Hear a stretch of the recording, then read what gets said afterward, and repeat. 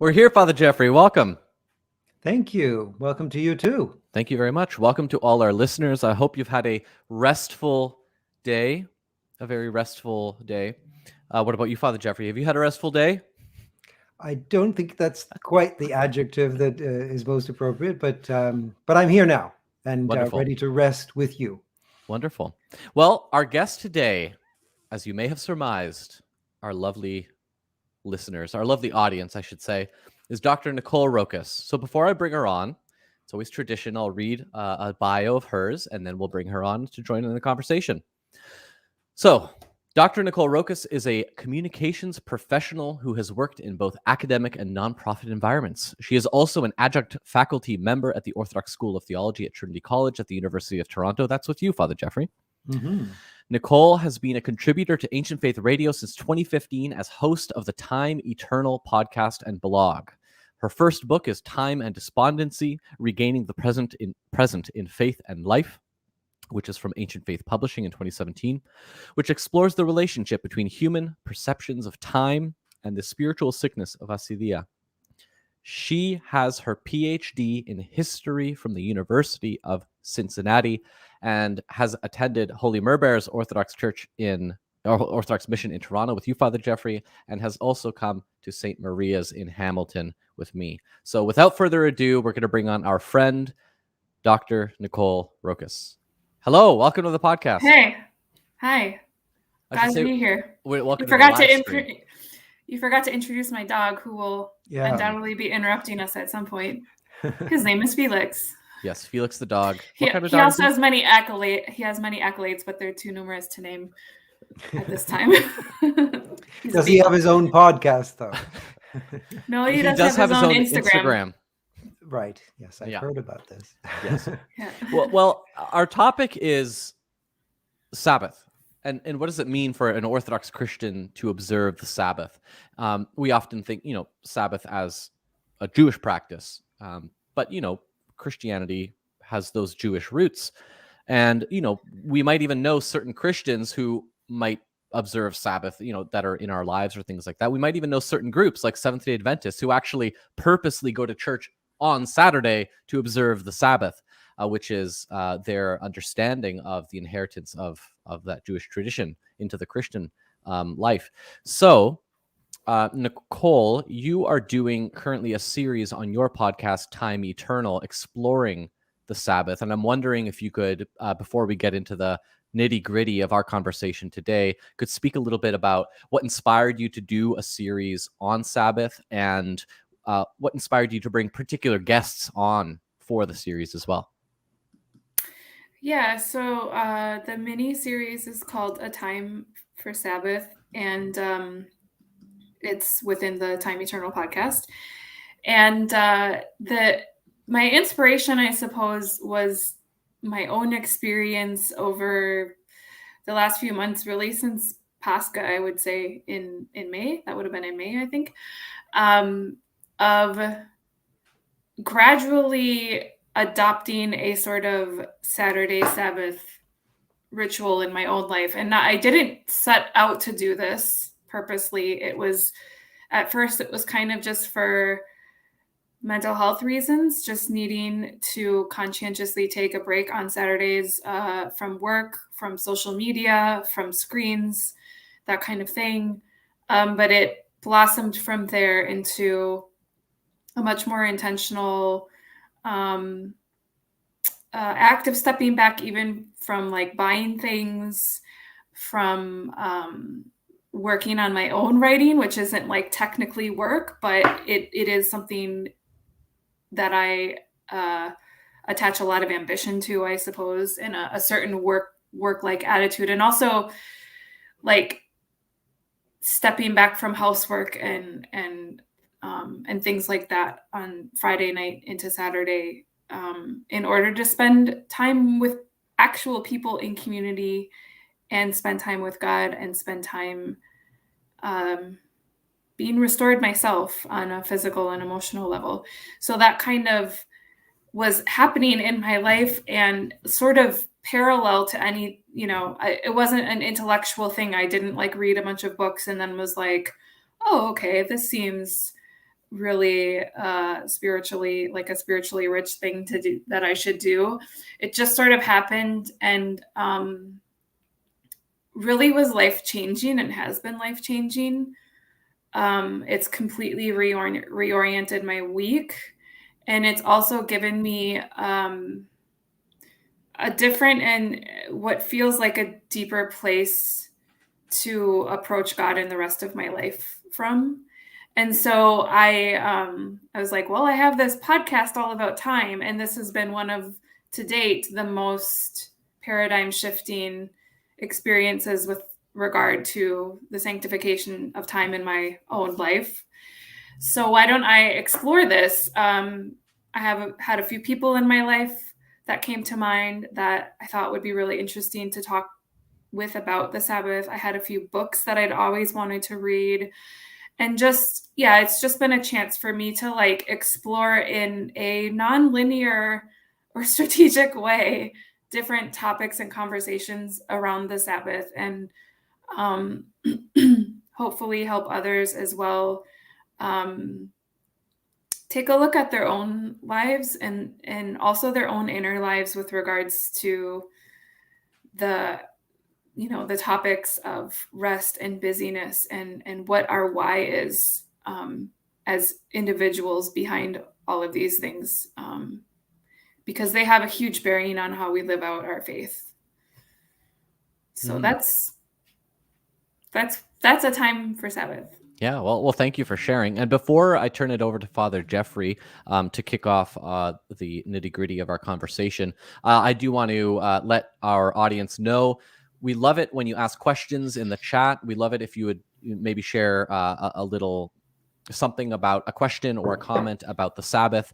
You're very welcome to post it right in the chat, and we will get to it and try our best to respond to it when it comes up. So please send in your questions, send in your comments. We'd love to read them. We'll put them up here on the screen and we can discuss them. So Father Jeffrey, I'll turn it over to you. Thank you. One thing I want to just note for our listeners here is that one of the episodes in that series that Nicole just referred thank you. featured us, and that just came out yesterday, actually, on Time Eternal, on ancient faith. And what we're not going to do this evening, I suppose, is just rehearse that whole thing. That this was conceived a little bit as kind of crossover episodes of the two podcast series. So I do recommend to everybody listening to go and listen to that. We will probably touch on some similar things this evening, particularly as questions come from you all about how Sabbath is even to be viewed or practiced within Orthodox Christian tradition. But I just want to say that resource is there, and we were really privileged to be to be made famous, I think is the way our talking about it. Anyway, there's Felix confirming There's Felix, not a rooster. That's Felix. But he does a really good imitation of a rooster, doesn't he? Does he start at 4 a.m? I don't know. Sometimes. Yeah. Anyway, very good. Anyway, Nicole, one of the episodes in your series that wasn't with us on it, I think you talk about the very famous 20th century Jewish teacher and theologian Abraham Joshua Heschel, and he wrote a very famous book on the Sabbath. And I wonder is that one of the books you'd referred to that you said you'd wanted to read for the longest time? And yes. What's your take on that? Because it's not what you might expect as a book, I think, on the Sabbath that either a Jew or a Christian might write. It has a lot of poetry to it. It's a kind of it's an elegy really to the Sabbath in a way. And I just wonder to hear from you about what your take on him is and how you integrated that into this new practice of Sabbath keeping that you found. Yeah. So this is the book. It's just called The Sabbath by Heschel. I had known about this for a while, and it was actually also recommended to me by a Jewish professor that I had in graduate school, who himself is Sabbath observant. And he's another one of the people, along with you guys, that I wanted to talk to about the Sabbath. just because his Sabbath observance was a noticeable part of his life as an academic, and that always really impressed me. And I really respected him for that, because it's not, as a person of faith, it's not easy, I know, to live out particularly the more visible and routine affecting aspects of one's faith. I think as Orthodox, we know that because we have a very rich liturgical calendar that sometimes becomes very visible when we are working in the public sector. So yeah, he had recommended this to me, like knowing that I am Christian, and just was like, you should read this. You'll like it. And I thought, oh, that's interesting, because from what I know of Heschel, he's definitely was a very faithful Jewish rabbi. So I read it and I love it. I absolutely love it. And I think like everybody in the 21st century should read it, whether they are people of faith or not. I guess what I was surprised by was how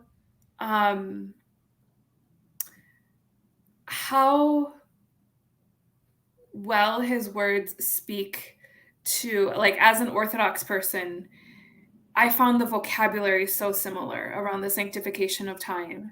I found the imagination of a sanctified universe through time really something that felt very familiar to me already. And yet his ability to come at it from a Jewish perspective, the Jewish people having, I think, really safeguarded this, what he calls the cathedral of time. He calls Sabbath the cathedral of time, God's gift to man. It was just very rich and very, very deep. And he wrote this in the, I want to say 60s or 70s he wrote, or no, 80s that this was published. But in any case, a bit earlier, I think 51, wasn't it? Yeah, in any case, like far before the internet took over.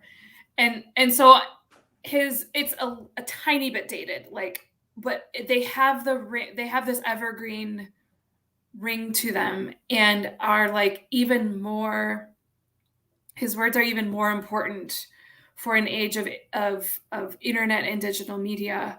In particular, his whole perception that really civilization is about conquering space.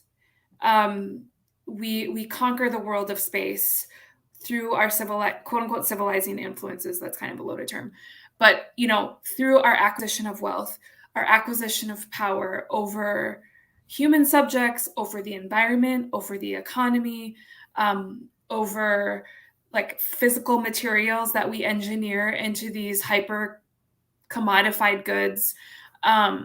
We are conquering the world of space through civilization. And what Sabbath does, and Sabbath strictly understood, like particularly for him, it's understood as the seventh day, the day that God sanctified in the beginning, and called his people to hallow and keep holy. This cathedral in time, what that does is it allows us to step outside of the world of space and the strive for power over the world of space, and step into the cathedral of time, and thereby renew and restore ourselves, along with like all of humanity and really all of creation and the cosmos, to this sanctified vision, and that this is what the world was for. The weekdays are for the Sabbath. The Sabbath isn't a recovery for the weekday, it's the culmination. I just find that so beautiful, and a lesson that certainly now needs to be heeded more than ever in our world at large.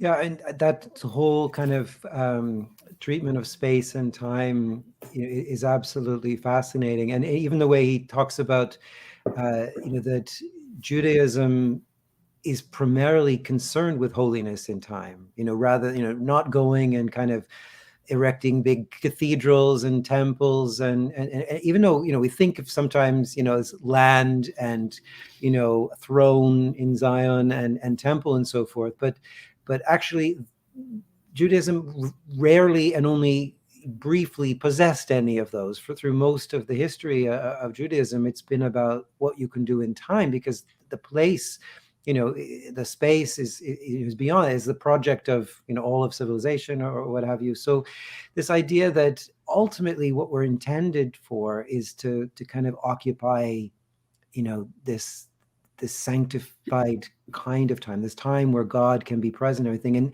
to me, that as you described, it resonates so much with our own understanding in Orthodox Christianity, in the festal calendar. And so often the feasts will talk about today, this day, the day that we enter into, and God can be present to us as he has been in every age past, and so forth. So that Sabbath concept, that Sabbath shaped conception of time, really is such an important dimension of our faith. We're not really meant to go out and conquer space, but to indwell that moment in which God can be present, to us. And I think that's, as you say, it's a really timely reminder for us, particularly today when all the busyness that he refers to of civilization, back in the middle of the 20th century, is just jacked up so much more in our own day, and so forth. So yeah, I mean, like you, I'm really overwhelmed still by the kind of words that he speaks prophetically, and he speaks to every human being. He's not, this is not, I mean, he's actually writing in a time when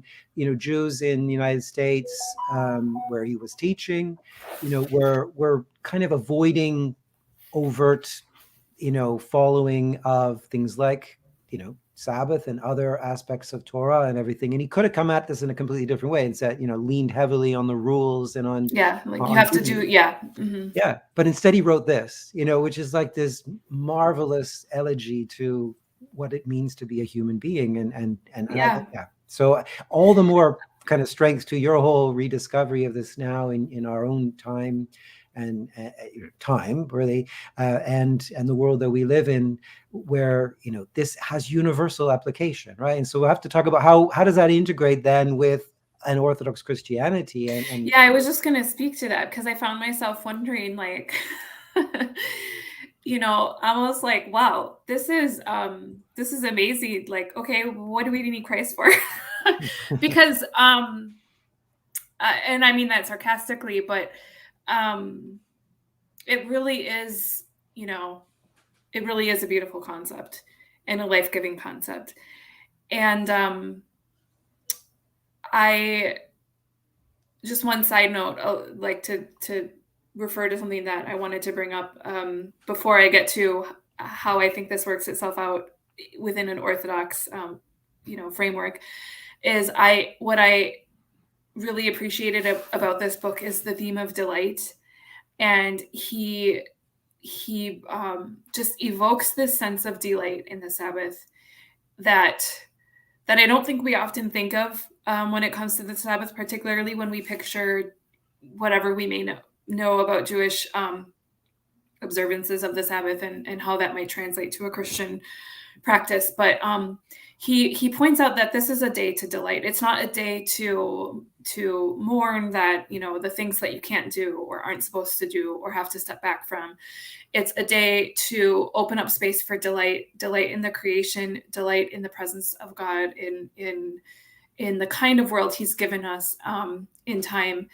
And that is like revolutionary for me. I don't think we delight. I don't think we have a lot of space in our lives to delight, among other things. And it's sort of challenged me to make that specific thing something of a practice in my own soul. But to sort of bridge this with an Orthodox framework, one way that I sort of see the Sabbath functioning is as a kind of preparation for Christ, a preparation to receive Christ. And I mean that both on like a personal micro level, but also on a macro level. There's another great book out right now. It was released a few years ago called The Ruthless Elimination of Hurry by a Protestant, Mark John Comer. He's a Protestant pastor and writer, and he quotes his mentor a lot, Dallas Willard, who's a Protestant theologian. And one of the things that Dallas Willard sort of says is in this book is that like one of the big, like perhaps the biggest spiritual like ill of our time is hurry and busyness. So it's not some political sociological threat. It's not all of these big things that are so polarized and polarizing right now. It's busyness, because we live our lives in such a mindless way where we're going from one thing to the other that we don't actually have enough space in time to stop and receive Christ. And I think of for myself, practicing some form of Sabbath on Saturday prepares me to receive the Eucharist on Sunday, not because I think every Orthodox Christian needs to practice Sabbath and do it in this particular way, or we need to have some kind of super hyper ritualized form of this, but it's an invitation to slow down and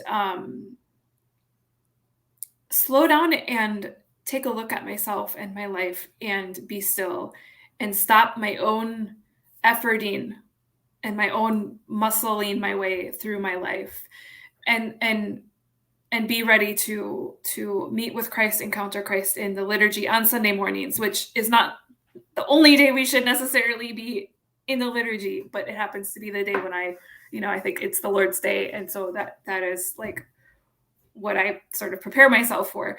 So that's one way. And then I think historically, like over the course of salvific history, perhaps one of the roles of Sabbath was opening up that same kind of space in the imagination of God's people to be ready to encounter the Messiah in the form of Christ, which of course the Jews don't accept Christ as the Messiah, but those who did, were prepared, I think, in part by following the commands of God, one of the major ones being to keep the Sabbath holy. And I think that was a purposeful gift on God's part for humanity because of that. Yeah, I mean, this reflects back on some of the conversation we had on your podcast, and just for the listeners' benefit, if they want to explore this further, we did talk, how the seventh day, continues within our Orthodox Christian understanding. It's not that we displace the Sabbath to Sunday in any way, or sort of just change the day of the Sabbath in a week. We still keep an understanding of Saturday as the seventh day, as the Sabbath, and all the Saturdays of the year, in fact, take their meaning from what is the great and holy Sabbath, right? The day between our Lord's crucifixion and his resurrection. And so we maybe have a chance to talk about that a little bit more. But the Sunday that you've just described, that kind of encounter in the Eucharist that most of us have, Saturday itself is a liturgical day, and we can talk about that as well. It's never a fast day except that great and holy Sabbath. But that Sunday is the day beyond the seventh day. It's not the first day of the week, but the eighth day. And it's that day of promise, it's the day of the Lord, Kyriaki it's called in Greek, but it's the day that was the day that is the day of the fulfillment of all that expectation. And so to have both really is to have, what we need to have. You can't have one without the other. There wouldn't be Win-win. Yeah, exactly. Without the seventh day, there is no eighth day. And so it's not that we now neglect all of the meaning that you've just described to that coming into God's presence and that expectation and so forth. And to this day, we remember the faithful departed. We remember those who are awaiting the fulfillment in the resurrection. And back to Heschel, I love how he talks about, the Sabbath is a kind of resurrection. So here's somebody who's not one who acknowledges, the resurrection of Jesus, the Messiah, in the middle of history as a foretaste of the day of the Lord, but one who still was expecting the day of the Lord to come, but seeing in the Sabbath that foretaste of paradise, that foretaste of resurrection that it is. So, of course, for us who are living in that different time frame, having accepted Jesus as Messiah, we don't differ from Jews in faith or in spirit or in the Torah, but we are in a different time. And that time is we have accepted that the day of the Lord has come. So we've moved to the 8th day. It's an eschatological move, but it needs the 7th day in order for the 8th day to make sense. So I think, so we explore that a little bit more in our previous conversation, but it's always important to reiterate that. And that's, I mentioned in that talk how all of the languages, of Orthodoxy talk about the Saturday. The word given for Saturday is Sabbath, right? So we've not lost sight of that. In fact, since that talk, I've gone a lot of the Latin languages in Western Europe. Remember that too. It's funny. It's only the Northern European languages that have. I was thinking about that pagan too. names, Germanics. So, exactly. Although German itself, Samstag, isn't it? Which is, I think, Sabbath day, I think, by etymology. But in any case, the Scandinavian and the English and others. But certainly Sonntag is Sunday, not the Lord's Day. So yeah. Well, like in English, we have all pagan gods for our days of the week and everything. But in French, samedi, it means the day of the Sabbath, and across all the Latin languages, we have the same. So there's a remembrance kind of etymologically there that Sabbath remains the 7th day. And we need to find all of the meaning of that to make sense, in fact, of that eschatological Lord's Day on Sunday. So I love the way you describe that in the rhythm of your own life and so forth. And really, it's a challenge to us all to kind of find how we fit that into our understanding. And we talked before too about, we live just from Lord's Day to Lord's Day. We have no definition of the sanctification of time because it's all eschatological on that basis, and things would kind of there's no journey there. There's no structure to the journey through cross, tomb, just resurrection.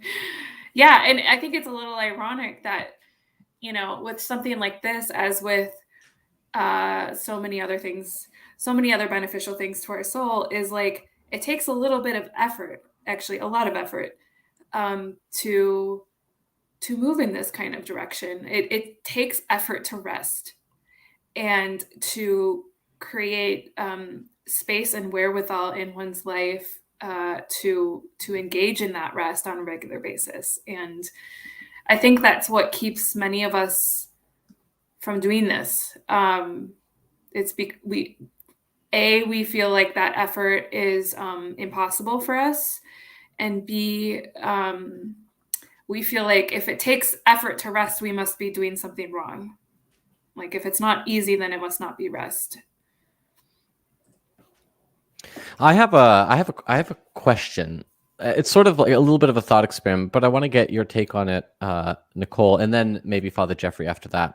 So, in the earliest Christian times, especially after the destruction of the temple, the one of the big ideas was that the community itself has become the temple, right? Like your body is the temple of the Holy Spirit, and that building in Jerusalem is no longer the be all and end all of the presence of God. It's actually into the people. It's sort of exploded out of that into all the world. And I think something similar could be said about the Sabbath, in that the Sabbath being this icon of that eschatological day to come. But now, now that Christ has come and, the new age has been inaugurated, could you not say that the Sabbath has been exploded out of just that one day and should actually be a reality in every single day of our life? And, is that a reason maybe to quote unquote, like, not observe on a particular day of the week? I don't know. I just wanted to get your take on this. Well, yes and no. First of all, this whole notion of explosion, if that's the case, we could make that for basically everything in life and salvation and the church and faith. just do away with all sense of sequence and structure and whatever, because Christ is everywhere. God is everywhere, filling all things. Christ's resurrection has come into the world, etc. But that's not what we do. And that's not what Christians did from the very beginning. They still met on the Lord's Day. They still, Christ went to Jerusalem for the Passover, etc. So like, even in his life, you still have, and observe the Sabbath, you still have some sense of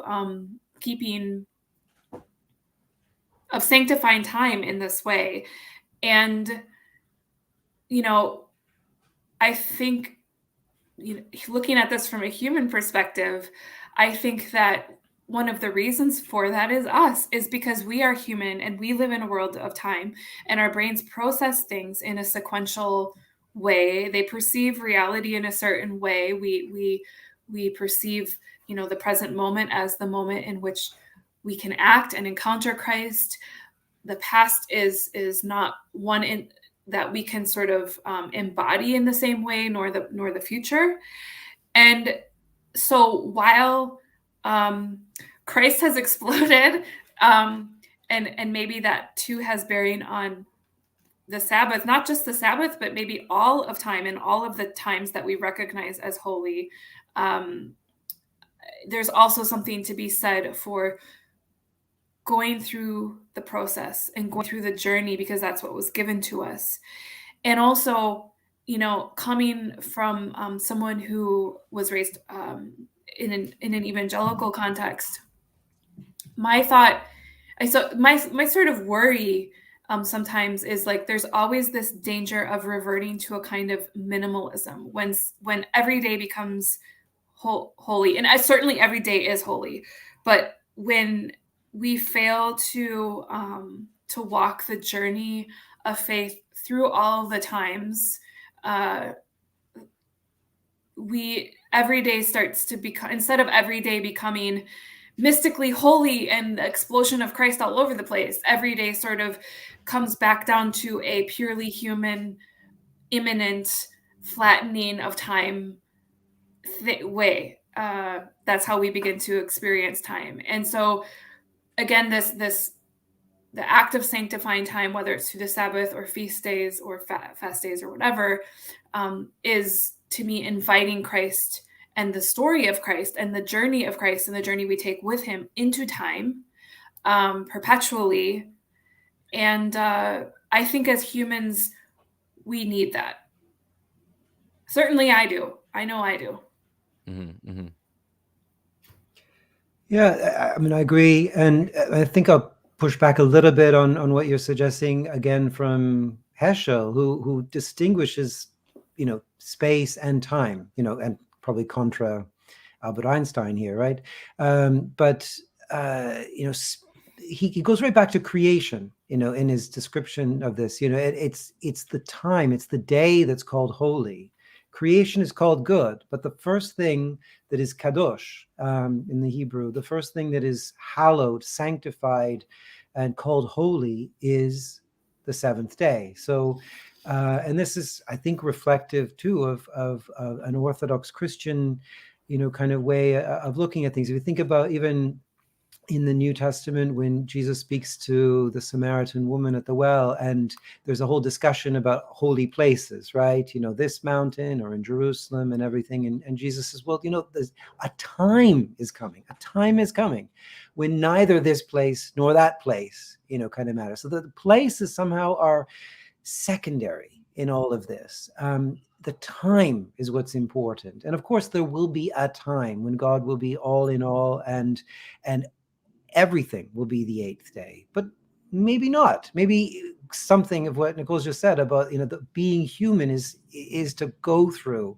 moments of time. And so maybe it will not all be eighth day, and maybe there'll be still some sort of experience of time. But certainly our task, our creational task originally, and in the new creation, and certainly in this overlap of the ages that we have, as we are bringers of the age to come into this time, is to address time in this way, and principally that, rather than go and construct edifices or great places and so forth. Of course, we have churches, we have places we can go to, but it's principally so that we're protected from the elements as we do things in time, not because it matters that we build monuments, because it's not about that. It is, as you say, the place part has been exploded by the fact that the real temple is the body of Christ, and then every member of that body of Christ, where the Holy Spirit dwells. And the Spirit, will be, God will be worshipped in spirit and truth wherever.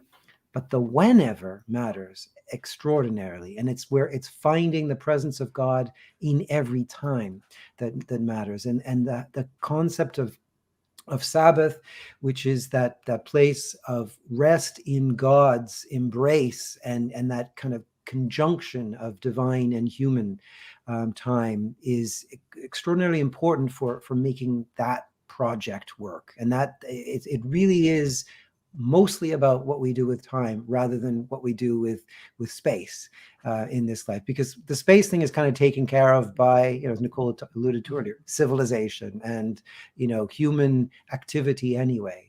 But very few people, almost nobody, is properly addressing this question of time. And that's where a recovery, a retrieval of this idea that that's the first thing that God wanted to make holy. And in fact, God resists his people, the ones he calls and redeems and draws out of Egypt and so forth. He resists over and again spaces, right? Don't make a permanent place. I want a tabernacle that wanders about the wilderness, not anything built out of stone. And that becomes a theme picked up in the New Testament as well.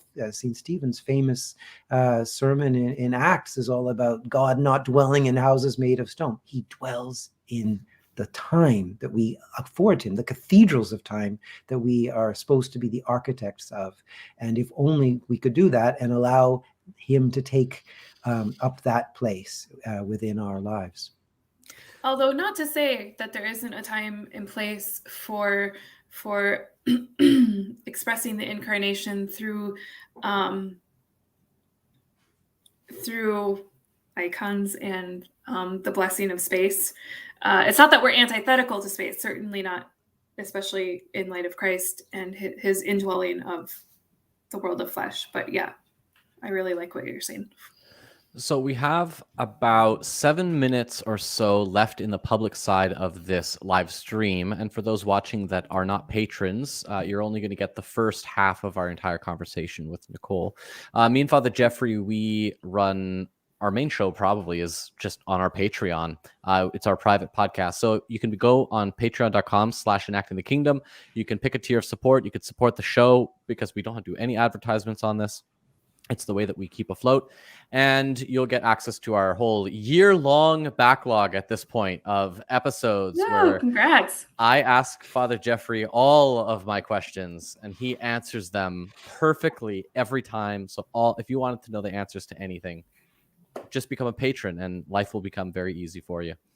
But before we end the public live stream, I want to ask particularly, let's bringing it down to a practical level. Let's say there's somebody watching who is an Orthodox Christian who says, okay, I want to do something on Saturday to observe the Sabbath. It's kind of funny to say I want to do something to observe the Sabbath. But I don't know. I find for a lot of people that work a 9 to 5, Saturday is kind of, I don't know, it's a day that you can catch up on shopping. It's maybe your grocery shopping day for the whole week. Maybe it's, I don't know, what do you think might be some concrete steps or things to realize about this day of Saturday, concrete steps to really rest on that day? What do you think works in our system? Does grocery shopping fit into somebody's Sabbath, or should we really try and stop doing that? I don't know. Let's start with maybe Nicole. I find this hard. I find this actually a really hard question to answer, and I've actually so far on the series stayed away from offering any kind of rubrics or advice, just because I really think that it is, for us as Christians, we don't, in the Orthodox world, we don't have a kind of ritualized practices around the Sabbath. And I hesitate to be like, this is what I do and it works for me, therefore other people should do it. But, what I've been doing instead is trying to ask deeper questions to help people start to examine their attitudes around work and busyness and things like that. But some sort of general principles and strategies that I have found useful and that seem to be useful for other people who are trying to make this a part of their lives, is start small.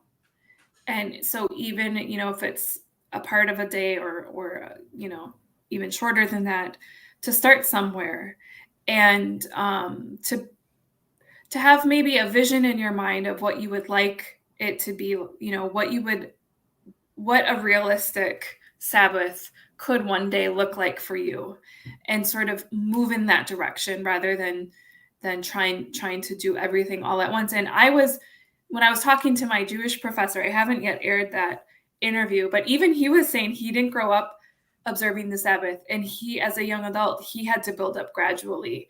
And that's being in a context where they have very strict rules, even down to whether you can flip on a light switch or whatever. And so he had to build up gradually. And even now that they have kids, they're having to build their kids up very gradually, so that they not only are not doing the things, but know where that's coming from and can have a deeper appreciation for what the Sabbath even is. So I think that that's important. But also, another strategy is to let it influence the rest of your week. The more that my own practice of Sabbath is a work in progress, and the more that I lean into it, the more I have to sort of back up the rest of the week. I used to do all my grocery shopping, all my housework, all my cleaning, all my calling of family and whatnot on the weekends. And I had to start taking all of those things and spacing them out throughout the previous week, when I might be doing, I don't know, Netflix or overworking myself the rest of the week, which is why I didn't have time to clean during the week or whatever. I have to, now it's Tuesday, I clean the bathroom instead of on Saturday, and I grocery shop on Thursday, and I am able to rearrange things that way in my life. But I think everybody has a little bit of wiggle room with regard to how they prepare themselves for the weekend. And you might not be able to rearrange everything, but you can rearrange some things. And then finally, one really important piece that is maybe more important than the things that you don't do is to abstain from the thoughts that are associated from doing that. So it's not for me, the most useful thing has been not necessarily that I don't go on social media on Saturdays, for example, but I don't allow myself to think about social media. I don't allow myself to think about my writing. I don't allow myself to think about work, which sounds really hard. And it is a practice. I'm practicing it. But that is what makes the difference. It's fasting from even the thought that is associated to effort and striving and all of that. And so if you're doing a less is more Sabbath, where you're only able to devote a certain short time to this kind of endeavor, I think that's really important, is during that time, you're not only giving up the things, you're giving up the thoughts and the human associations and prideful, ego-driven relationship to those things. And in their place, you're turning to Christ and to the love of God and the work of God that is being done even when we ourselves are not working. Father Jeffrey, I'm not going to let you answer until the private podcast. But good. I get to say things. Okay, so his words are more exclusive. Exclusive than mine. Your words, right. Dr. Roccas. Just gonna eat my pumpkin seeds, guys. Your words, Dr. Roccas, deserve to have a wider audience. How's that? Right. Was that good? Nice save. So yeah, if you would like to continue listening to our discussion tonight, or if you're watching this recorded or watching this later, because this will be posted on YouTube, but you would like to see the recorded version of the second half, you can become a patron at patreon.com/enacting the kingdom. And we're going to be talking about things like the observance of Great and Holy Saturday, right? The most glorious Sabbath day of our entire church year, where the Lord himself is resting in the tomb.